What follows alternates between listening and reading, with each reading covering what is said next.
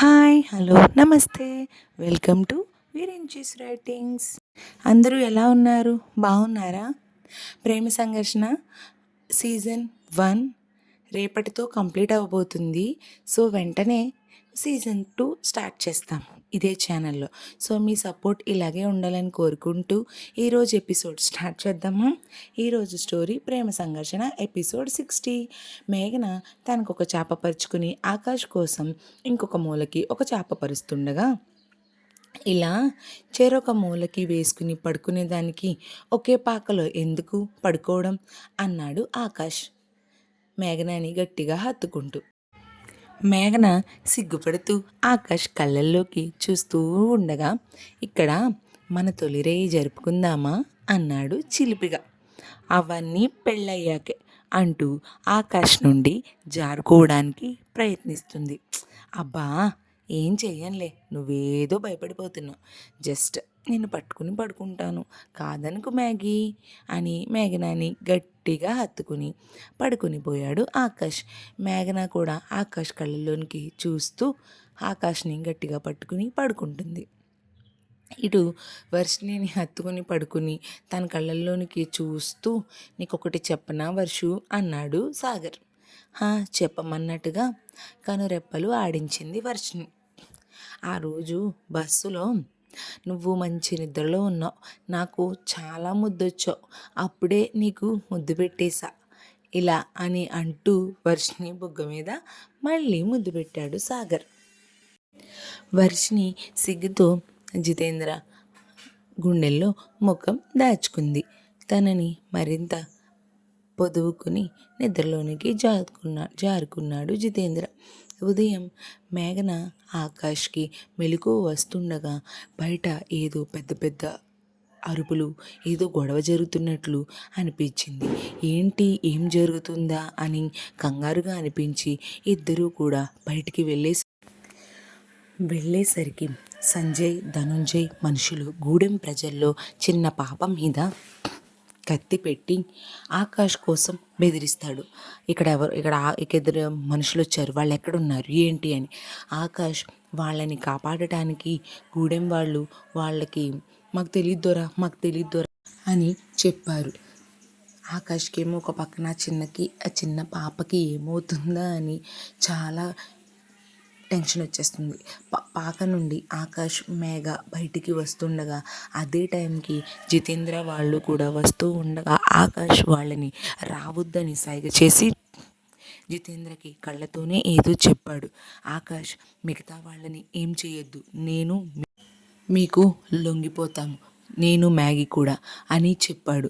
సంజయ్, ధనుంజయ్ వెనక్కి తిరిగి హాహాహా అని గట్టికి నవ్వి వాళ్లకు కావాల్సింది దొరికింది అనే విజయ గర్వంతో క్రూరంగా గట్టిగా నవ్వుతూ ఆ పాపని వదిలేయమని వాళ్ళ మనిషికి సైగ చేశారు.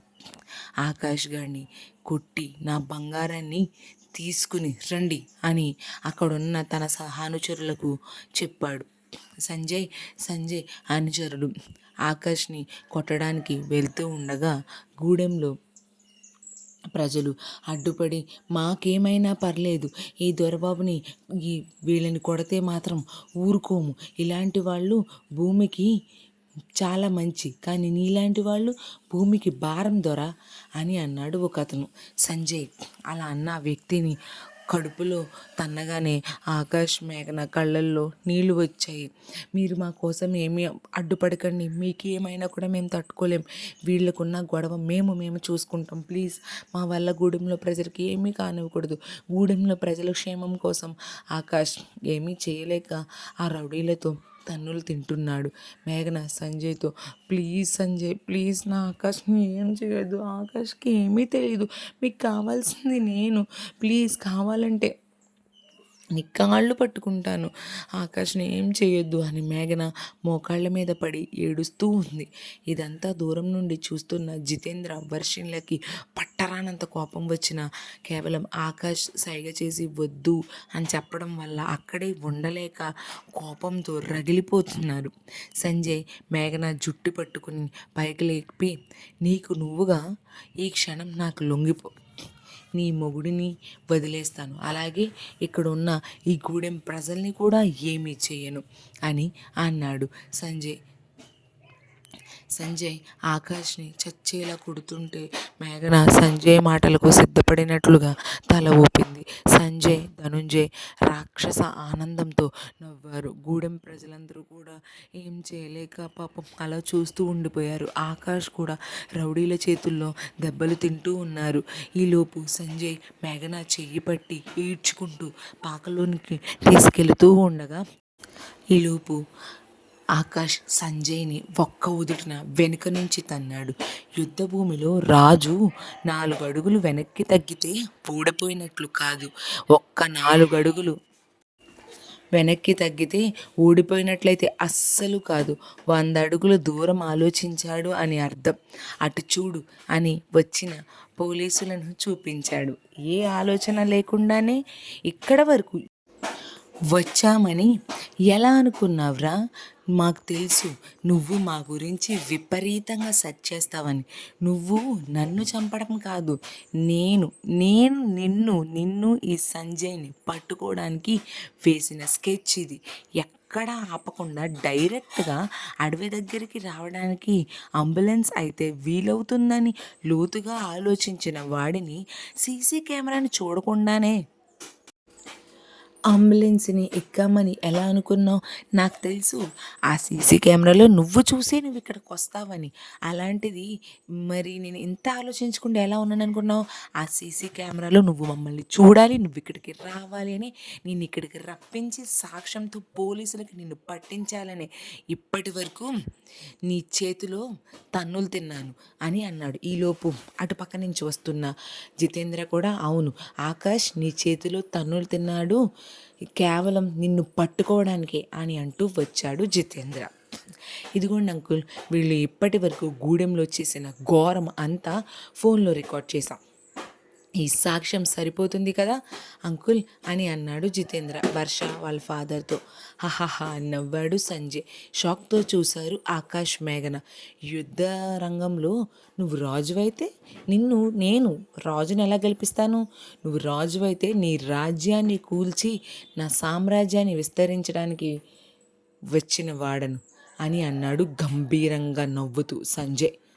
అందరూ కూడా ఇదేంటి ఇంత దొరికిపోయాక కూడా ఇంత గంభీరంగా నవ్వుతున్నాడు అని ఎవరికి ఏమీ అర్థం కాలేదు. ఈలోపు సంజయ్ అర్థం కాలేదా? అక్కడ మీ ఫ్యామిలీ మెంబర్స్ అందరూ ప్రతి ఒక్కరూ నా అధీనంలోనే ఉన్నారు. మర్యాదగా మేఘనాన్ని నాకు వదిలేయి, మీ ఫ్యామిలీ మొత్తాన్ని వదిలేస్తాను మా వాళ్ళు అని అన్నాడు సంజయ్, ధనుంజయ్ ఇద్దరు.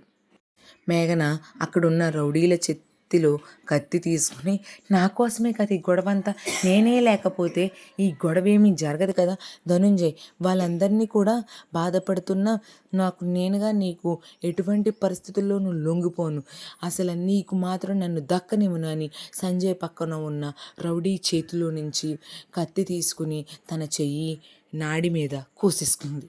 అంతే మేఘన. అక్కడున్న వాళ్ళంతా ఒక్కసారిగా షాక్ అయిపోయారు. మరి మ్యాగీ ప్రాణాలు ఏమవుతాయి? ఆ సంజయ్, ధనుంజయ్ లాంటి క్రూరుల చేతుల్లో నుంచి ఆకాష్ మొత్తం అందరినీ సేవ్ చేయగలుగుతాడా? తెలియాలి అంటే నెక్స్ట్ ఎపిసోడ్ కోసం వెయిట్ చేయండి. అలాగే నెక్స్ట్ ఎపిసోడ్, ఫైనల్ ఎపిసోడ్ ప్రతి ఒక్కరూ మా ఛానల్ని సబ్స్క్రైబ్ చేసుకోండి, మా ఛానల్ని సపోర్ట్ చేయండి.